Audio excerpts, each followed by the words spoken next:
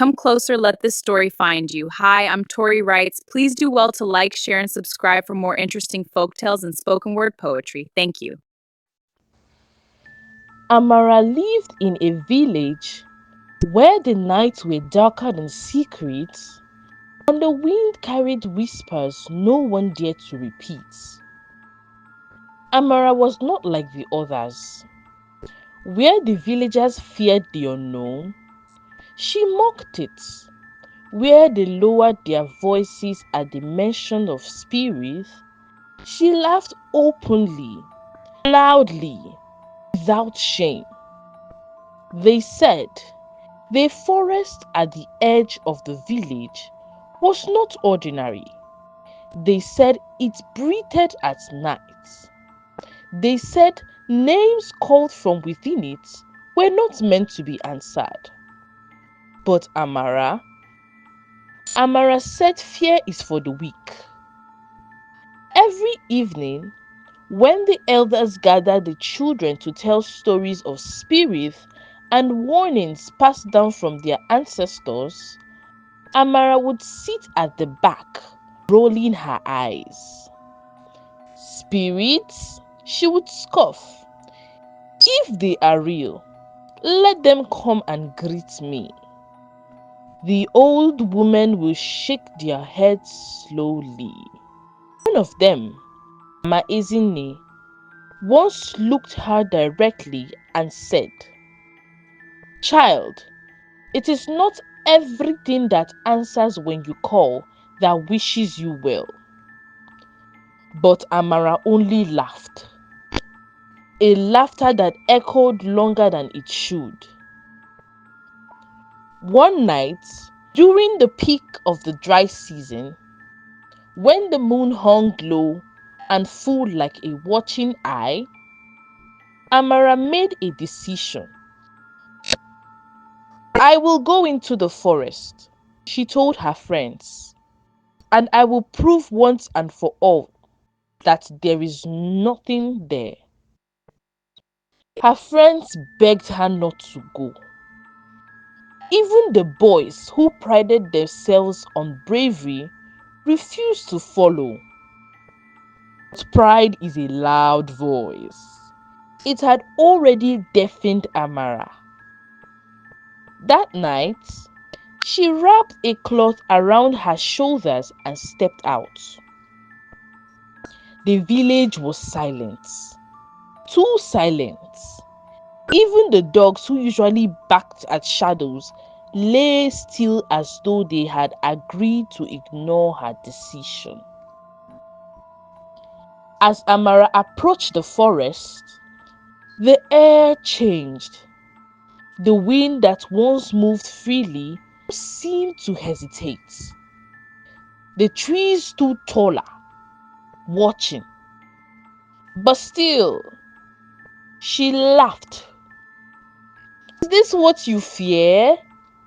She called out into the darkness.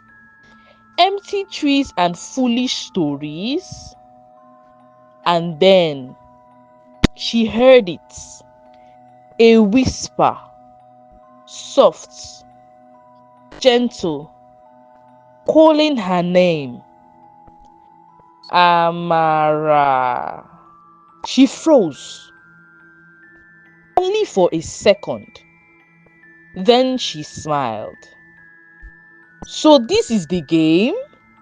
she said. "Who is there?"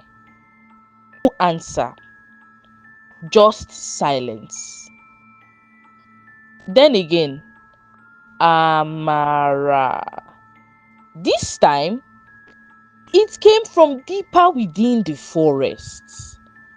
And instead of turning back, she stepped forward.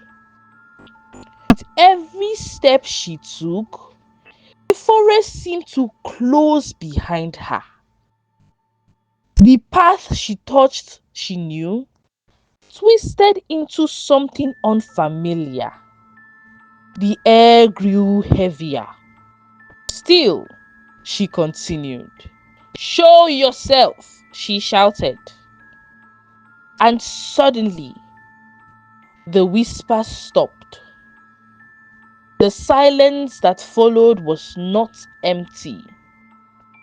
It was full, too full, as though something unseen had drawn closer. Then she saw it. At a distance, a figure standing in between the trees. Not moving, not speaking, just watching. Amara's laughter returned, but this time it was thinner, less certain. "So you are the spirit they speak of," she said, walking closer. "You don't look like much." The figure did not respond. It only stood there, waiting. And then Amara noticed something strange. The closer she got, the more the figure began to look like her. Same height, same face, same eyes. Her steps slowed. Her laughter faded. "Who are you?" she asked. And for the first time, the figure moved. It smiled. But it was not a human smile. It stretched too wide, too slow, too knowing. Then it spoke. But the voice was hers. "I am the one who answers when you call." Amara's heart began to pound. And for the first time that night, fear found her.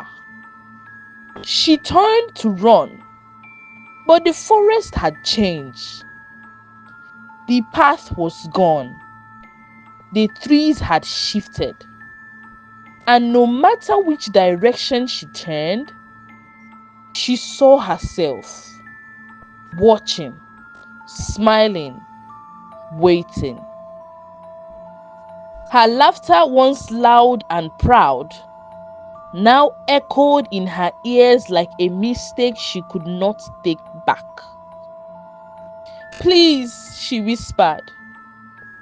But the forest did not listen. By morning, the village woke to silence. Amara did not return. Some say she got lost. Some say she ran away.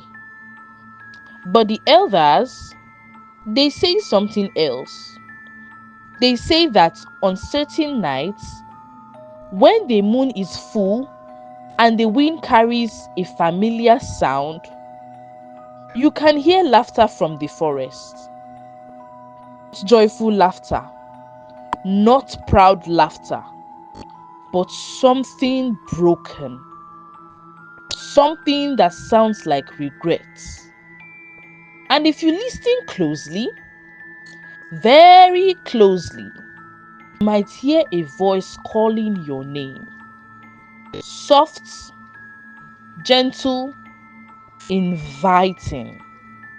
And if you are wise, you will remember Amara.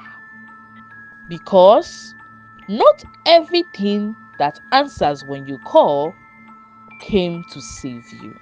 If this story touched your heart, let it reach someone else. Like, share, and subscribe for more stories that speak to the soul. This is Tori Writes.